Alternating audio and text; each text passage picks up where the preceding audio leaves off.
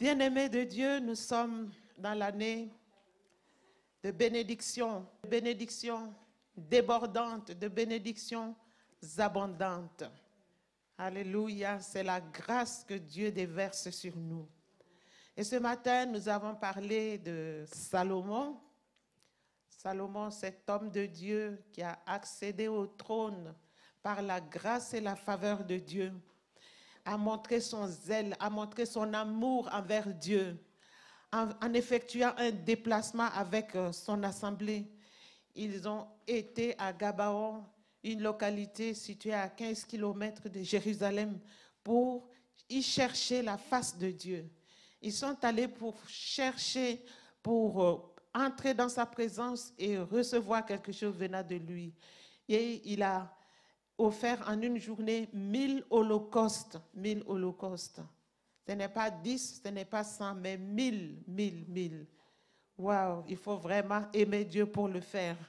Imaginez la fatigue, imaginez la persévérance qu'ils ont dû endurer pour pouvoir terminer les 1000 holocaustes. Il a montré sa détermination à chercher Dieu. Et nous avons vu que celui qui recherche Dieu le trouve. Celui qui cherche Dieu, Dieu se laisse trouver. Alléluia. Et comme il a vu que Salomon le recherchait de tout son cœur, il s'est révélé. Il a pris l'initiative d'aller vers lui et de lui demander, qu'est-ce que tu veux que je te donne? Demande-moi ce que tu veux que je te donne. Et Salomon n'a pas bondi sur l'occasion pour lui donner ses doléances. Hein, il a été très sage. Il a commencé à rappeler à Dieu la bonté de Dieu. Si lui, Salomon, est assis sur le trône de son père David, c'est seulement par la grâce de Dieu. Alléluia. Et c'est parce que son père David avait marché aussi dans la droiture du cœur, dans la justice. Il avait cherché Dieu.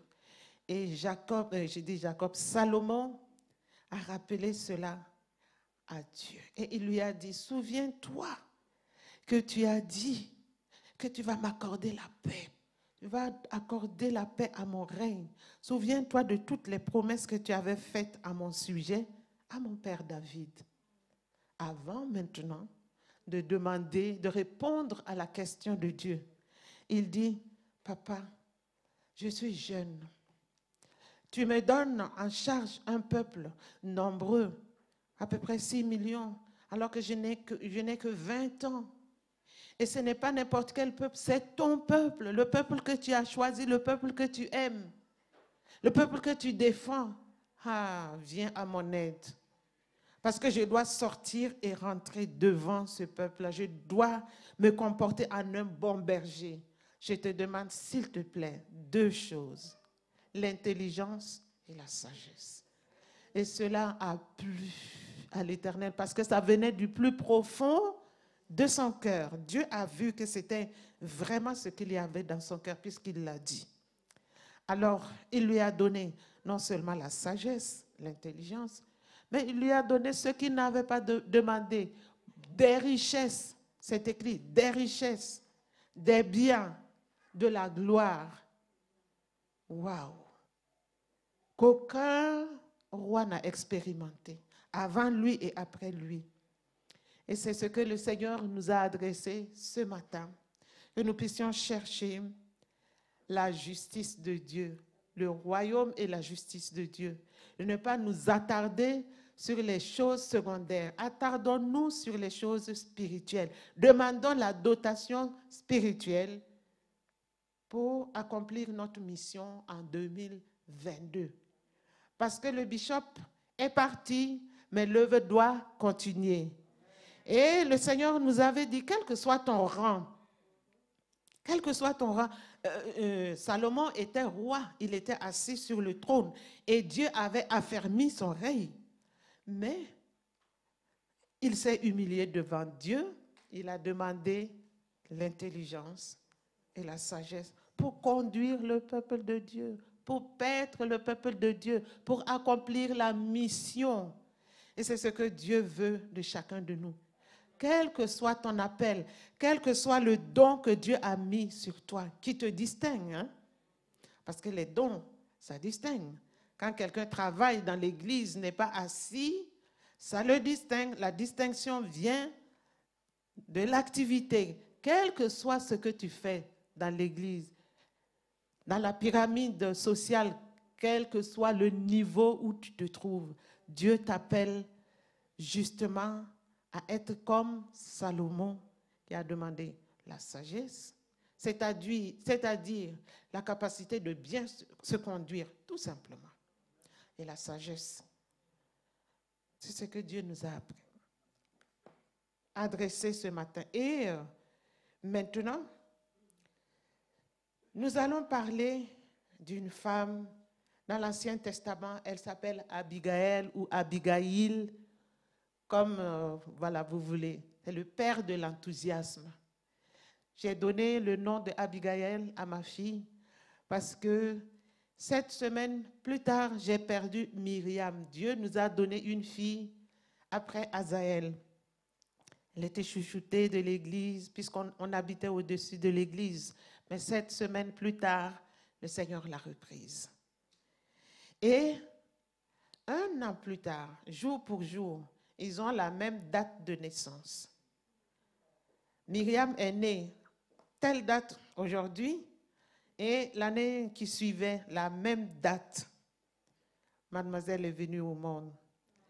Donc, nous, on l'a appelée Abigail, ça veut dire le père de l'enthousiasme parce que le Seigneur nous avait consolés en nous ramenant. D'ailleurs, quand vous voyez les photos de bébés, vous ne savez pas faire la différence.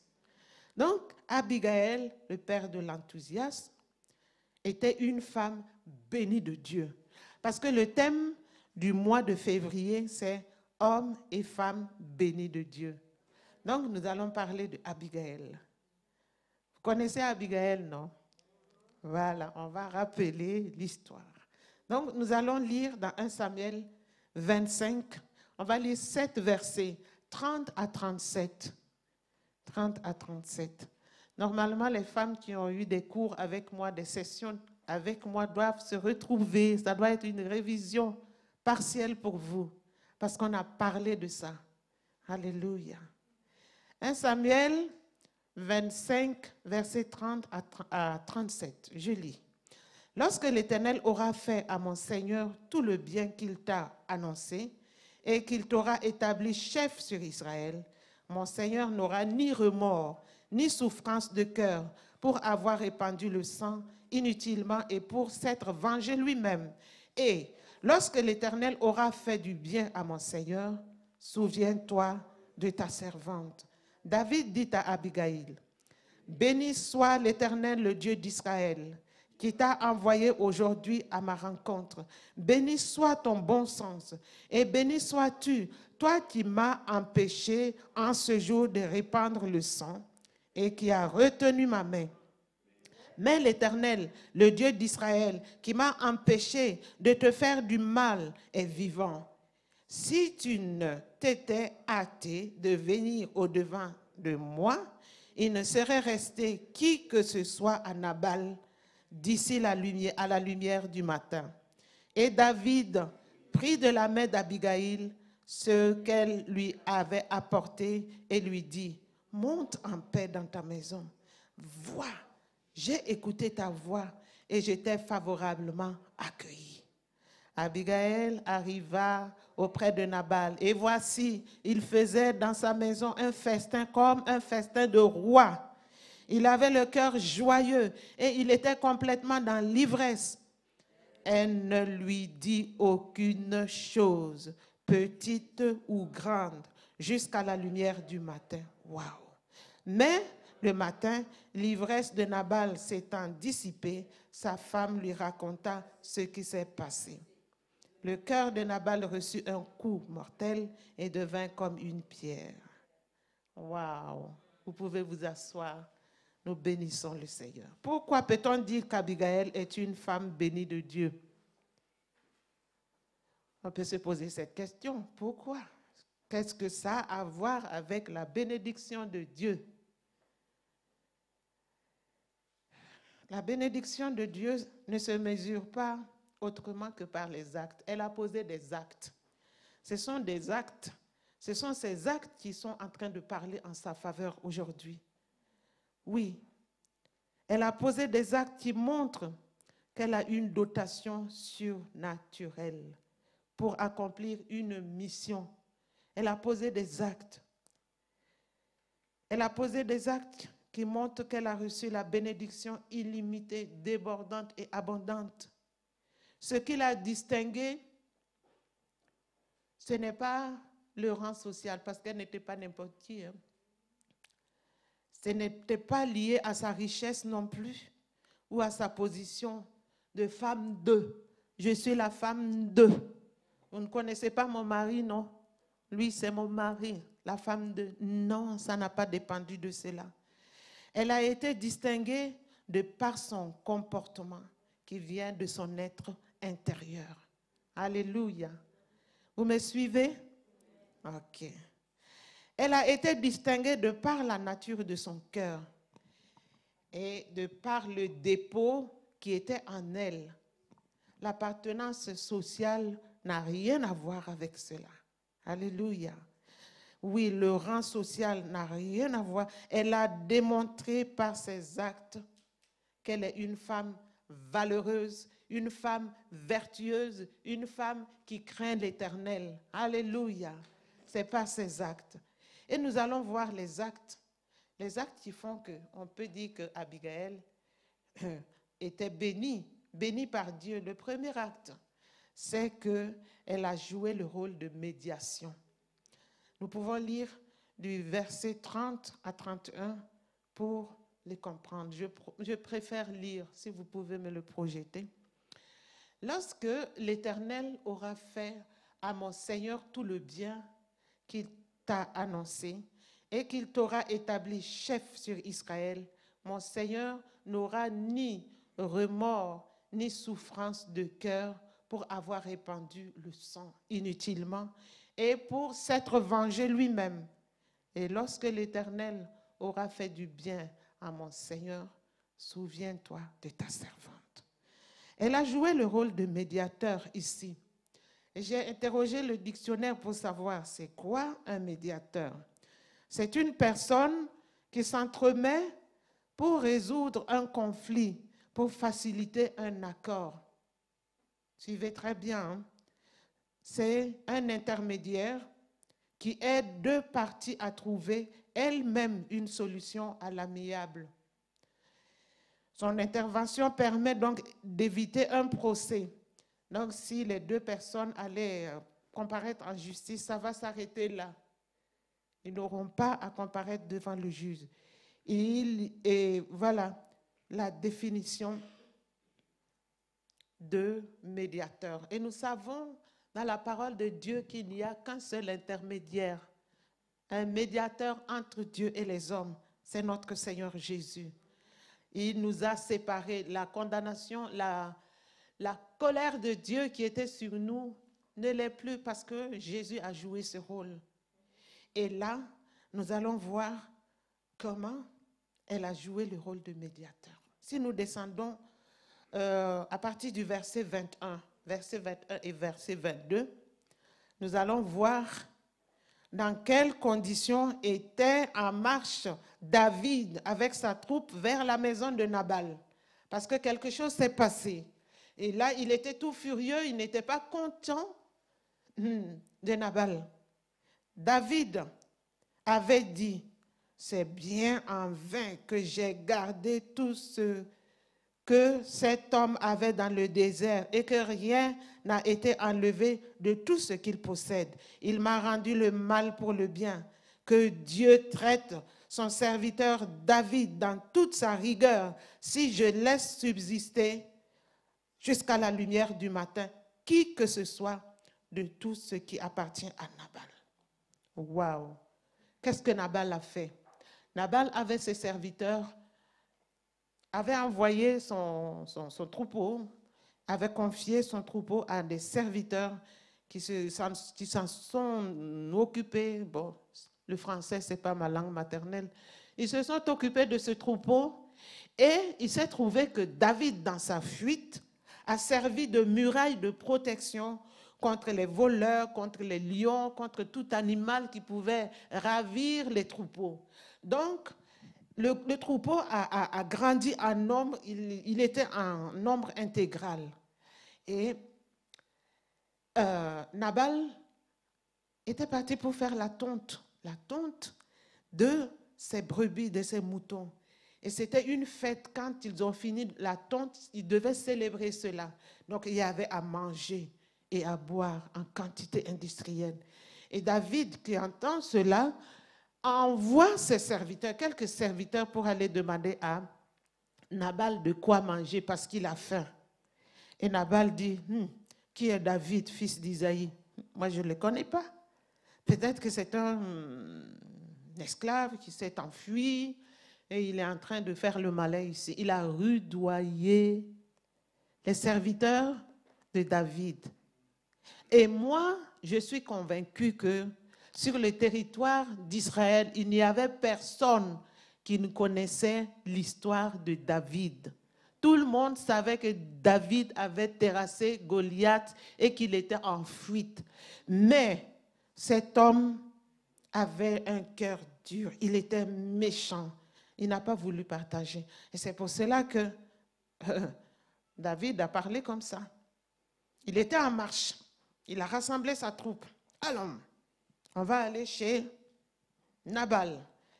Tout le monde, que ce soit madame, monsieur, les enfants, les petits-enfants, les serviteurs, les moutons, les bœufs, tout ce qui lui appartient, tout ce qui a une vie comme ça, là, rien ne doit rester.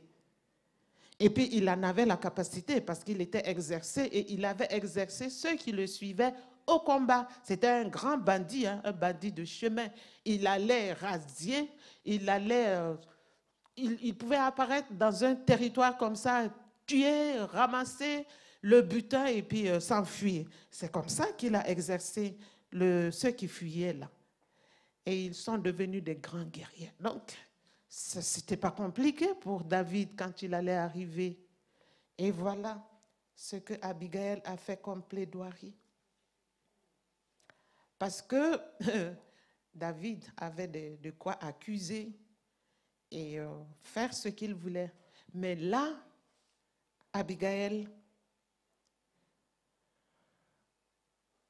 elle se prosterne la face du verset 22 au verset 29. Verset 22 au verset 29. Quand elle croise David, elle se prosterne, elle descend de son ânesse, se jette par terre, se prosterne aux pieds de David et elle dit, j'endosse la responsabilité. Oui. Celles qui ont reçu les cours avec moi savent de quoi je parle. Tu n'as rien fait, mais tu endosses la responsabilité. C'est ce qu'elle a fait. Elle a dit, c'est à moi la faute, à moi la faute. Et elle intercède en faveur de son mari. Et qu'elle qualifie de fou et de méchant. Elle a dit, il ne faut pas t'abaisser à son niveau, ce n'est qu'un méchant, un fou. Ça veut dire que c'est un insensé. Et toi, tu es censé. Donc, ne te rabaisse pas comme lui, s'il te plaît. Ne tiens pas compte de ses agissements. Il n'a pas le sens. Donc, elle intercède comme ça en faveur de son mari. Et elle lui dit de comprendre que l'Éternel ne veut pas que ses mains soient souillées de sang innocent. Donc, elle met David devant la réalité. Il ne faut pas aller faire ça. Tu vas te charger les mains avec du sang innocent. Comme ça, si tu laisses tomber, ta conscience ne va pas te gronder un jour parce que tu as versé du sang inutile. Elle te dit seulement, elle demande seulement pardon. Je te demande pardon. Pardonne ta servante. Elle a intercédé comme Daniel. Quand ils étaient en captivité, le Seigneur a révélé à Daniel le forfait du peuple. Mais Daniel, il a intercédé, il a porté la faute sur lui. il a intercédé en faveur du peuple d'Israël. C'est comme ça. Abigail a intercédé et elle a dit, c'est ma faute parce que j'étais distraite, je n'étais pas là, je n'ai pas suivi le mouvement. Si j'étais là, j'allais rattraper l'erreur, mais comme je n'étais pas là, c'est de ma faute. Fais grâce. Elle savait qu'il était celui que Dieu a oint. Elle a reconnu, contrairement à son mari. Donc son mari est insensé, mais elle a le sens. Elle dit que toi là, Dieu t'a choisi. Dieu va t'établir sur ton trône. Un jour viendra où tu seras roi en Israël. Et quand tu seras sur ton trône, souviens-toi de moi. Alléluia. Elle avait l'assurance. Et elle a dit, des ennemis vont se lever à gauche et à droite contre toi. Toutes sortes de situations. Mais tu vas t'asseoir sur le trône parce que Dieu t'a choisi. Dieu va te protéger. À rien à faire, tu vas t'asseoir sur le trône. Voilà. C'est ce qu'elle a fait. Donc, elle a vraiment joué son rôle. Hein. Elle a joué son rôle. Et elle va jouer son rôle jusqu'au bout parce qu'à la fin, elle va aller raconter à son mari aussi ce qui s'est passé. Donc, les deux parties sont informées. Et le Seigneur interpelle son peuple cet après-midi d'éviter de mettre de l'huile dans le feu. Quand vous avez le feu qui brûle, évitez de mettre de l'huile dans le feu. Alléluia. Une fois, une de mes filles a laissé l'huile chauffer, et puis ça a pris feu. Et elle court, elle arrive, elle va chercher de l'eau pour mettre. Quelqu'un lui dit, non, ne fais surtout pas ça. Elle voulait s'obstiner. Heureusement qu'elle a entendu son grand frère qui était à l'étage. Quand il a entendu les cris, les hurlements, il a sauté les escaliers là. En un temps, 2 mouvements, il était en bas. Il a vu l'acte. Donc, il a pris une couverture, il a trempé et pour étouffer le feu. Donc, on ne met jamais de l'eau dans le feu qui brûle. Quand c'est un feu causé par l'huile. Inversement, quand il y a du feu, évitez de mettre de l'huile. Est-ce que le Seigneur parle à quelqu'un ce matin, cet après-midi? Le Seigneur nous appelle seulement à l'humilité. Oui, apprenons à résoudre les problèmes. Apprenons, même si on n'a pas tort, même si on n'est même pas au courant de la situation, faisons comme Daniel, faisons comme Abigail. Il a dit, c'est de ma faute, c'est de ma faute. Pardonne-moi simplement, pardonne-moi. Il faut éviter de mettre de l'huile dans le feu. Il faut résoudre et non découdre les problèmes. Les problèmes ont besoin de solutions, de résolution. Que le Saint-Esprit nous aide afin que nous puissions apporter à chaque fois la solution à n'importe quel problème. Alléluia. Le serviteur de Nabal a approché Abigail pour lui dire de faire ce qu'il y a à faire. Quand son mari a rudoyé les serviteurs de David, madame n'était pas là, donc il est allé vite pour lui dire, Abigail, viens vite. Si tu n'interviens pas, ça va être chaud, ça va chauffer. Vois ce que tu as à faire. On voit encore là l'humilité d'Abigail. Elle écoute son serviteur. Elle n'a pas dit, je suis la femme du maître, je ne veux pas que tu t'approches de moi. Il lui a dit, moi je suis témoin, j'étais au désert. Cet homme-là est venu nous secourir, il a protégé les troupeaux. Et voilà ce qu'il a fait aux serviteurs de David. Donc moi je suis sûre que ce monsieur-là va descendre ici. Et ça va être chaud pour tout le monde. Vois ce qu'il y a à faire. C'est comme ça qu'elle s'est levée. Elle a apprêté la nourriture pour aller exaucer la prière de David. Et elle a dit à ses serviteurs de la dévancer. Donc, elle ne voulait pas se montrer. Elle a montré encore d'humilité.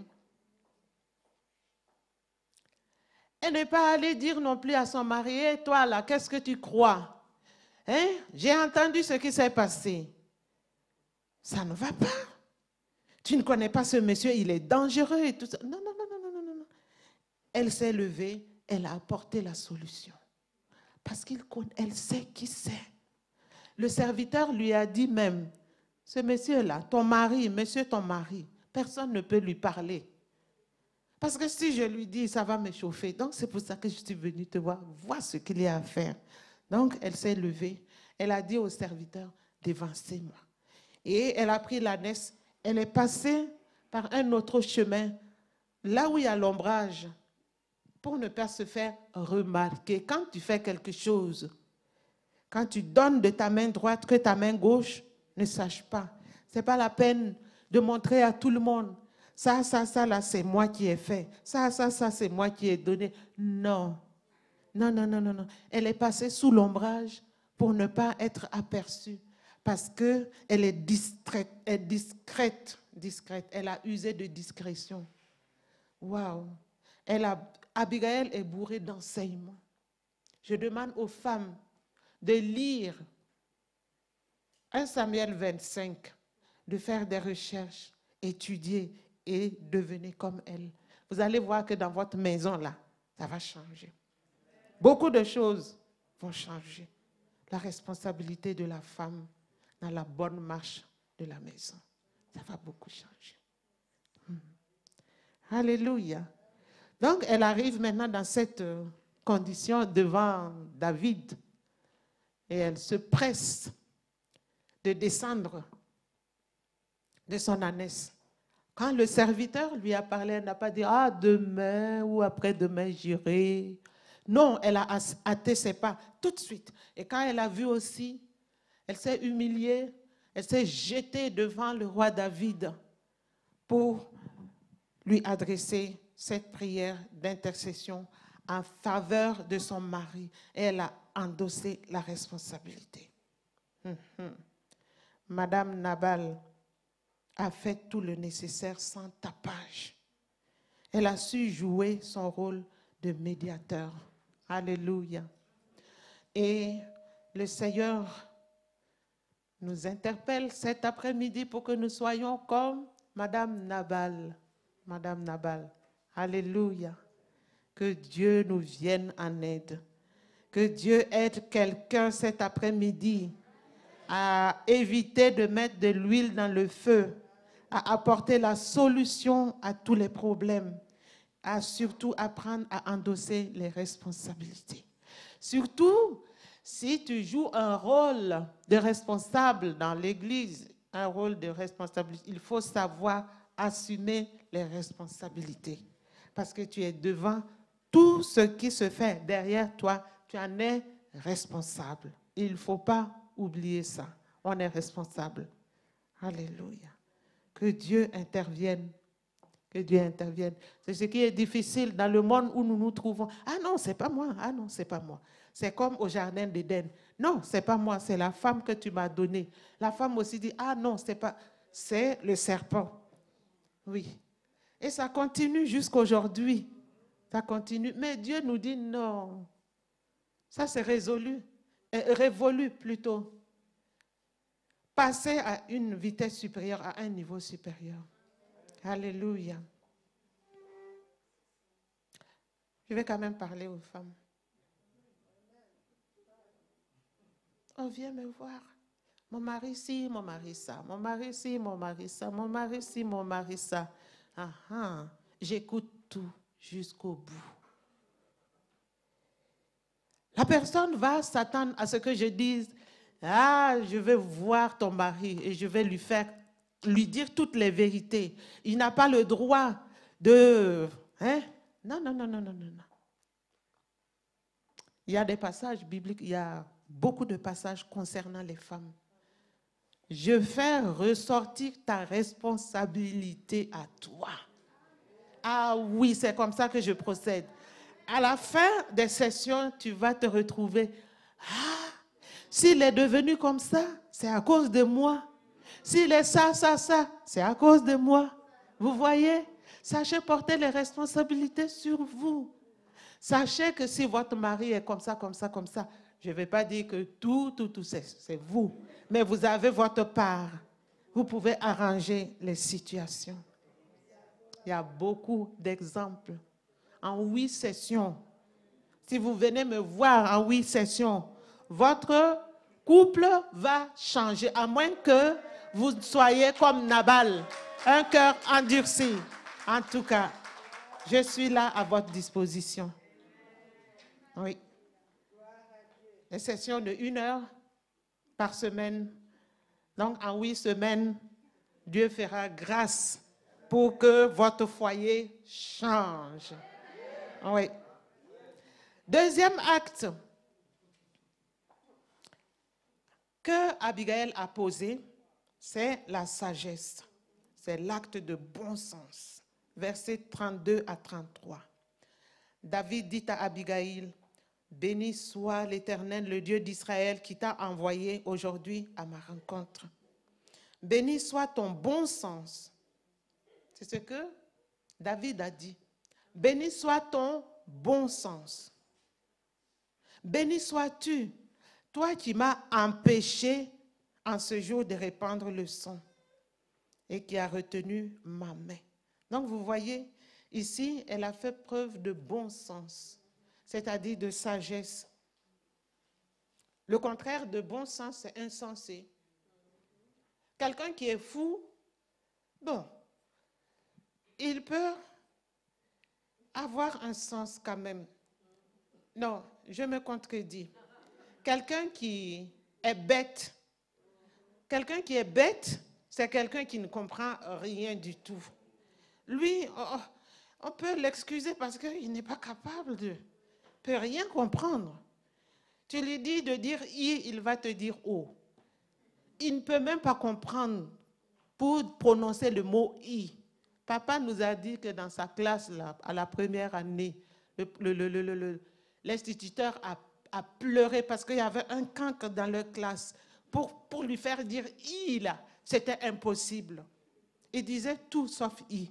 Donc, le professeur a pleuré et puis il a été renvoyé. Donc, c'est quelqu'un qui est bête. Mais quelqu'un qui est insensé, quelqu'un qui est fou, il comprend bien les choses. Très, très, très, très, très bien. Mais décide de faire comme il l'entend, il s'en fiche. D'obéir ou bien de faire, ce n'est pas son problème. Ça, c'est être insensé. Donc, Nabal est insensé et sa femme est pleine de sens, bon sens. C'est ce que David a dit. Nous allons voir un antonyme, c'est-à-dire le contraire d'un personnage biblique dans 1 Roi 21, pour que l'on puisse comprendre et faire vraiment le bon choix. Il est question de Jézabel. 1 Roi 21, on parle d'ici de Jézabel.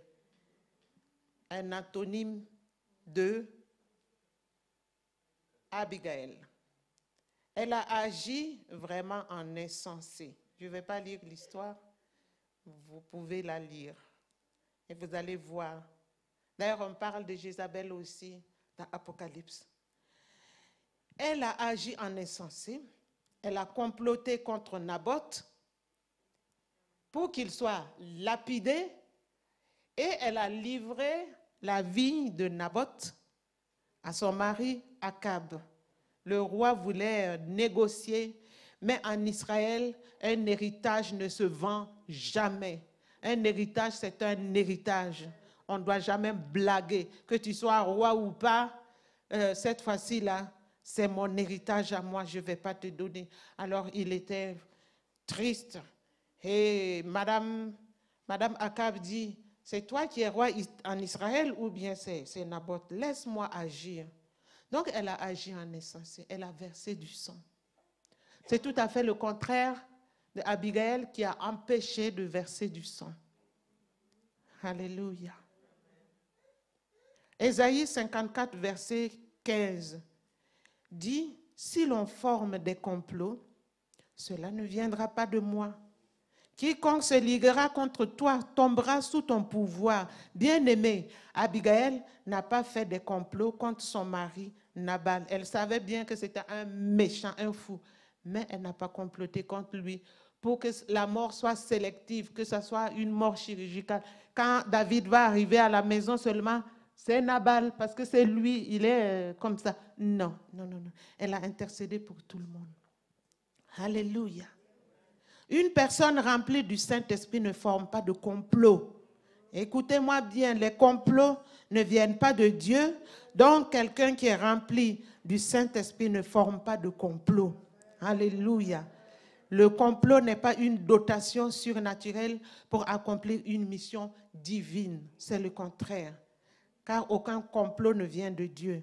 C'est pour cela que nous allons nous connecter tous les soirs pour déjouer les complots.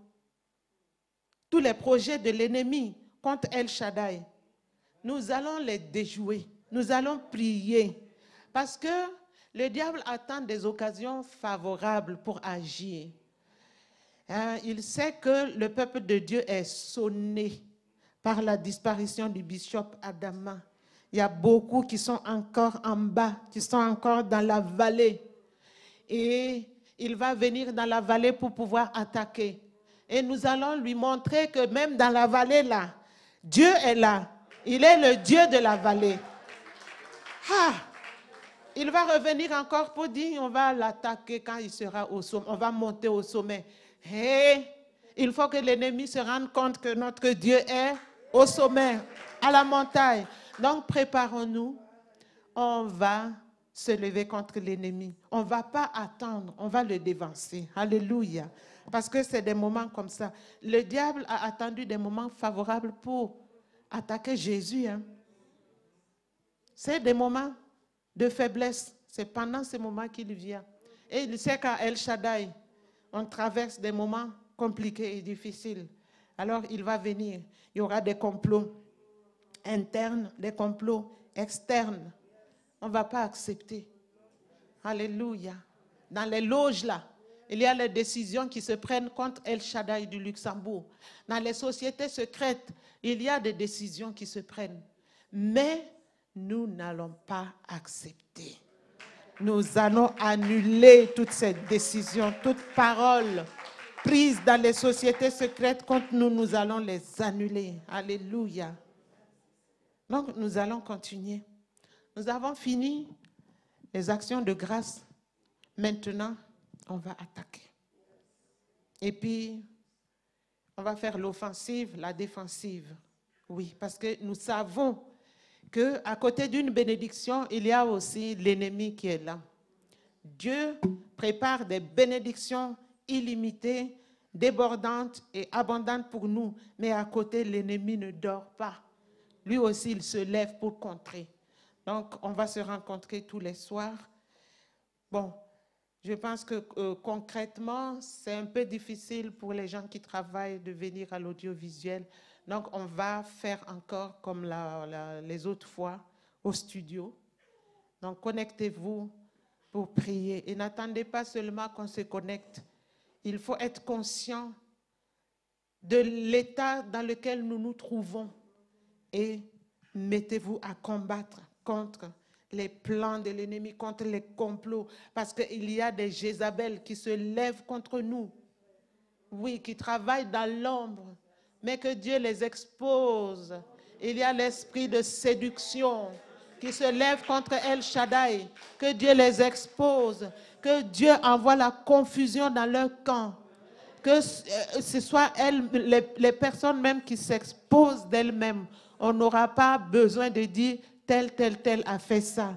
Oui, Dieu est avec nous. On va prier. On va prier. Alléluia. Les attaques sont nombreuses. Les complots sont nombreux. Nous allons nous lever pour sonner de la trompette retentissante et dire à Dieu que nous avons besoin de son aide. Quand l'armée d'Israël allait à la guerre, la première des choses, c'est de sonner la trompette retentissante pour invoquer Dieu, la présence de Dieu. Alors, en ce moment, Dieu descend et combat. Combat, et le peuple va en victorieux et pour vaincre. Donc, nous allons sonner aussi la trompette retentissante pour que Dieu intervienne. Abigail a sauvé sa maison de la mort. Elle n'a pas été terrorisée par David, qui était un grand guerrier, qui était en furie, mais elle a usé de sagesse. Alléluia. Qui est une dotation puissante qui vaut mieux que la force. Elle était faible, elle n'était qu'une femme. De toute façon, une femme en Israël, ce n'était qu'une femme.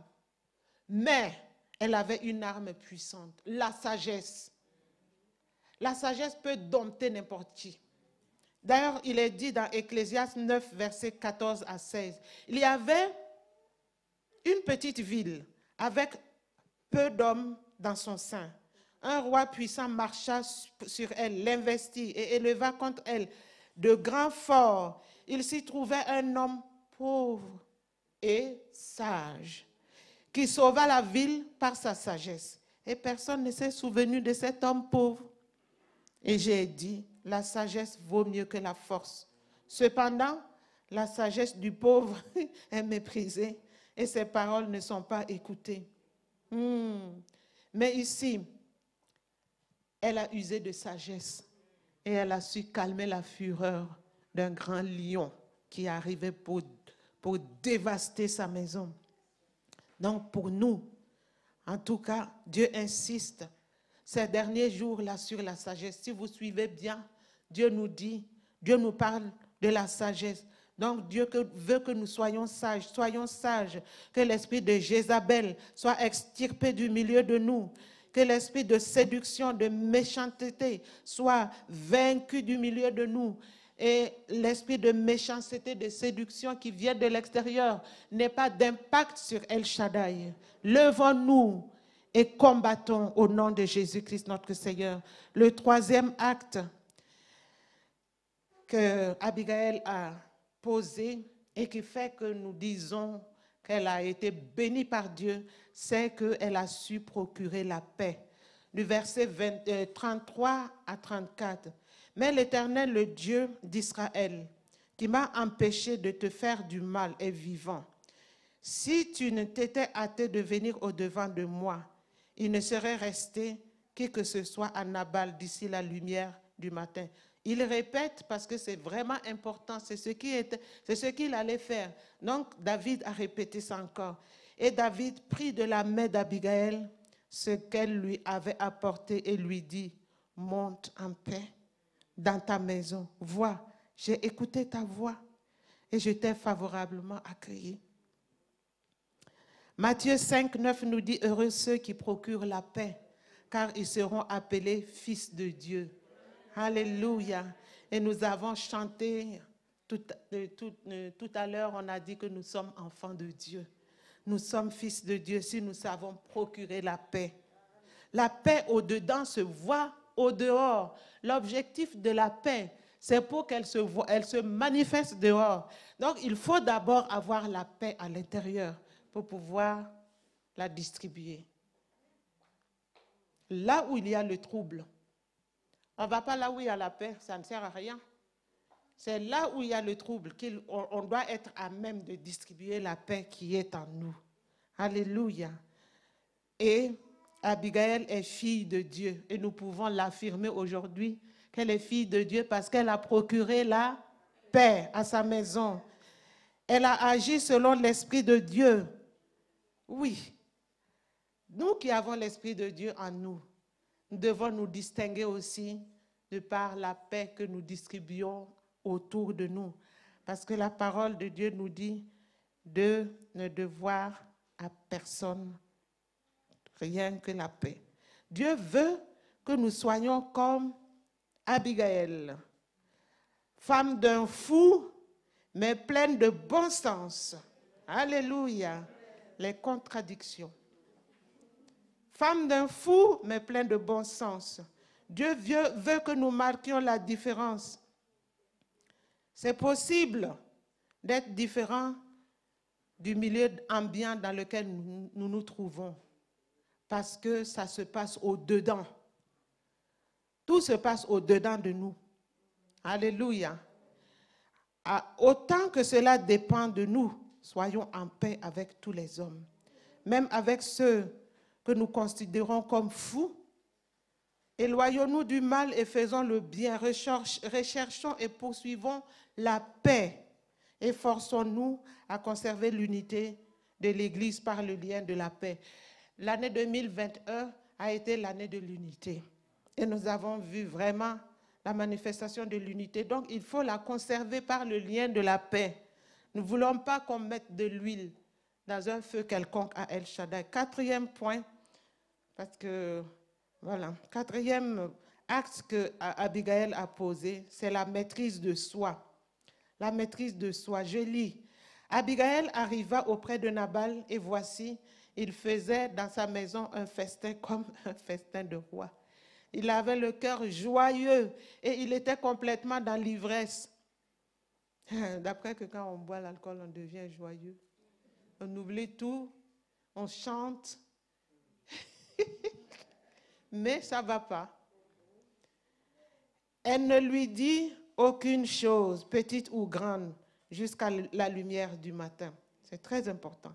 Mais le matin, l'ivresse de Nabal s'étant dissipée, sa femme lui raconta ce qui s'était passé. Donc, pour dire qu'Abigail avait le discernement et la maîtrise de soi. Parce que quand elle est revenue, il était joyeux, mais il n'avait pas tous ses sens parce qu'il était dans l'ivresse. Elle a su que ce n'était pas la peine de lui parler, pas besoin de faire de compte rendu, de lui expliquer ce qui s'est passé. Il ne va même pas comprendre. Il pourra même se fâcher et puis la taper pour dire comment tu t'es permis de faire tout ça là. Moi, j'ai rudoyé les serviteurs et puis tu t'es caché pour aller faire ça, bam, bam, bam. Je vais t'apprendre la leçon. Elle sait. Parfois, les madames, c'est vous qui cherchez les bam, bam, bam. Là. Il faut discerner. Si vous voyez que l'homme est dans une situation où ce n'est pas la peine de parler, calmez-vous. Oui, il faut avoir le discernement. Ce n'est pas la peine de parler à un furieux. Il va se lever. Un fou furieux, il va se lever et puis ça va vous chauffer. Ah oui. Oui, il faut attendre que l'ivresse passe. C'est ce qu'Abigail a fait. Elle est allée dormir jusqu'au matin. Et elle va parler avec son monsieur et trouve que l'ivresse est partie. Et elle dit, c'est le moment favorable de lui parler. Je peux lui dire tout maintenant, sans ramasser des clics et des claques. Ah oui. Que Dieu nous aide. Abigail est pleine d'enseignements. C'était une femme bénie, de la bénédiction de l'Éternel. Parce que ça se voit dans ses actes. Dans ses actes. Elle ne va pas prendre le clairon pour sonner la trompette. J'aime utiliser cette expression. Sonner de la trompette. Non. Pour dire oui. Je suis bénie. Oui, voyez-moi. Non, non, non, non, non. Elle a démontré seulement par ses actes que Dieu nous aide. Que Dieu nous aide. Il y a un temps pour parler. Il y a un temps pour se taire. Se taire est une denrée rare dans notre génération parce que tout le monde veut expliquer.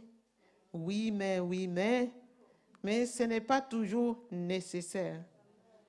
Voilà. Donc, il faut avoir la dotation surnaturelle pour savoir se taire quand il le faut. Et il n'y a que le Saint-Esprit pour le faire. Oui. Parce que quand tu te tais, on peut croire que tu ne vois pas les choses. Quand papa était à l'hôpital, le médecin qui m'a eu au téléphone, blablabla, bla, bla, bla, bla.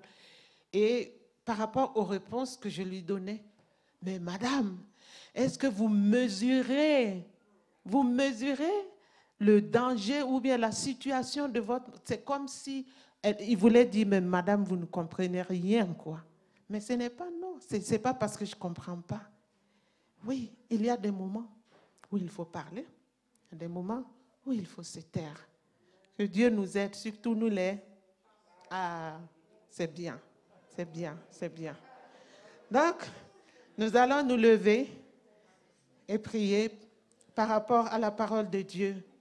Soyons de la médiation, soyons des médias. Ah, voilà. Si vous voulez qu'on dise que vous êtes un homme béni ou bien une femme bénie, soyez des médiateurs. Et posez des actes de bon sens. Oui, ne soyez pas des Jézabel. Dieu ne veut pas ça. Et procurez la paix autour de vous. Ayez la paix de Dieu en vous. Même en ce temps compliqué et difficile, Dieu déverse la paix. Il est capable de déverser pour que l'on puisse procurer la paix autour de nous. Et que Dieu nous aide à avoir la maîtrise de soi. Surtout nous les... Voilà, c'est bien compris. On va prier. Seigneur notre Dieu, Seigneur notre roi, nous te disons merci parce que tu nous as parlé au travers de la vie de Abigail, le père de l'enthousiasme. Béni sois-tu, magnifié sois-tu, parce qu'elle nous sert de leçon. Elle a su apporter ce que l'or et l'argent ne peuvent donner. Aide-nous, Seigneur notre Dieu, à nous démarquer, à nous distinguer dans l'église de El Shaddai, dans la société où nous sommes. Que l'internaute qui me regarde sache se faire distinguer de par sa médiation, sa capacité d'être un médiateur, d'éviter de mettre de l'huile dans le feu, d'aggraver la situation. Je prie que le ministère des téléphones puisse s'atténuer à El Shaddai et autour de nous. Le ministère du téléphone, ah, tu n'as pas entendu, voilà, voilà, voilà. Et puis on se donne des conseils compliqués et difficiles pour aggraver la situation. Nous t'apportons, oui, c'est fait réel, Seigneur notre Dieu. Viens à notre aide, viens nous délivrer. Oui, Seigneur, des paroles. Ta parole nous dit, heureux l'homme qui ne s'assoit pas en compagnie des moqueurs. Aide-nous, aide-nous, aide-nous, nous t'en prions, Seigneur. Nous t'en supplions. Aide-nous à nous comporter en bon sens. Manifeste ta grâce et ta puissance. Nous ne voulons pas être comme des Nabal. Nabal connaissait bien l'histoire de David, mais à cause de sa méchanceté, il l'a rudoyé. Il avait le cœur tellement dur. Nous n'en voulons pas. Nous ne voulons pas de Nabal au milieu de nous. Nous ne voulons pas de Nabal dans nos maisons. Nous voulons des Abigail. Fais de nous des Abigail, Seigneur. Fais des femmes de El Shaddai des Abigail. Fais des hommes de El Shaddai des Abigail. Fais des enfants de El Shaddai des Abigail. Fais des jeunes de El Shaddai des Abigail. Au nom de Jésus. Pour procurer la paix autour de nous. Avoir la maîtrise de soi. Ô Éternel notre Dieu, aide-nous, aide-nous. Et nous te donnerons toute la gloire. Tu es l'Éternel qui change, qui délivre et qui sauve. Sauve, change la vie de personnes qui se reconnaissent comme Jézabel. Nous ne sommes pas là pour condamner qui que ce soit. Parce que tu es capable de changer une Jézabel en Abigail. Manifeste-toi, c'est notre prière cet après-midi. S'il y a un Nabal au milieu de nous, s'il y a des maris Nabal, qui font souffrir leurs femmes, qui font pleurer leurs femmes. Je prie, Seigneur notre Dieu, que tu leur donnes le cœur de Abigail. Et nous te donnerons toute la gloire. Nous te donnerons toute la gloire. Oui, Seigneur, glorifie ta parole, sanctifie-la et fais qu'elle revienne à toi après avoir accompli la mission pour laquelle tu l'as envoyée cet après-midi. Au nom de Jésus-Christ, notre Seigneur et notre Sauveur. Alléluia. Acclamons la parole de Dieu. Bénissons notre Dieu pour cette parole. Au nom de Jésus. Alléluia.